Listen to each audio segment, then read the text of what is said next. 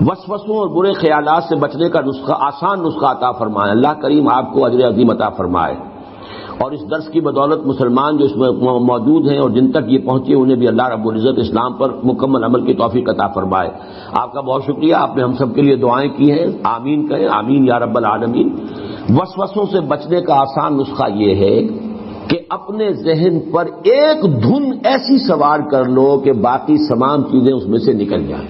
حدیث نبوی ہے، من جعل ہمومہ ہما واحدا ہم الآخرۃ کف اللہ جمیع ہمومہ فی الدنیا، یعنی اپنے تمام تفکرات کو ایک فکر میں گم کر دو اور وہ آخرت کا فکر ہو۔ جب سارے فکر اس کے تابع ہو جائیں گے تو ذہن ہمیشہ اسی میں لگے گا، نماز میں بھی آپ کھڑے ہوں گے تو جب دوسری چیزیں سب کی تابع ہو چکی ہیں تو اب وسوسے نہیں آئیں گے۔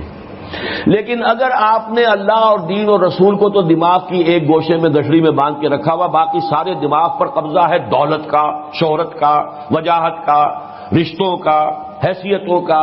تو ظاہر بات ہے نماز میں تو پھر جو دماغ میں جو ہوگا چکی وہی کچھ پیسے گی جو اس کے اندر ہے، آپ نے ڈالا وہی وہ ہے۔ تو نماز میں یہی ہوگا کہ آپ جو ہیں وہ کہیں گے کچھ الحمدللہ رب العالمین الرحمن الرحیم، اور خیال یہ ہوگا کہ فلاں جو ہے میری دکان پر فلاں چیز ختم ہوئی تھی، وہ آیا تھا گاہک میں نہیں دے سکا، اب مجھے جا کر خریدنی ہے، اس لیے کہ آپ کے ذہن پر وہی بستولی ہے۔ تو ہونا یہ چاہیے کہ فکر، اللہ کی محبت، اللہ کے مطلوب و مقصود ہونے کی کیفیت، آخرت کا تصور، اس کی جواب دہی، یہ چیزیں اتنی چھا جائیں کہ پھر یہ کہ شیطان کو بھی داخل ہونے کے لیے بڑی محنت کرنی پڑے، مشقت کرنی پڑے اس کے اندر کوئی ہیڈ وے بنانے کے لیے، لیکن اگر سارا کچھ ہم نے اپنے دماغ کے اندر وہی کچھ رکھا ہوا ہے تو وہی چکی جو ہے وہ پستی رہے گی۔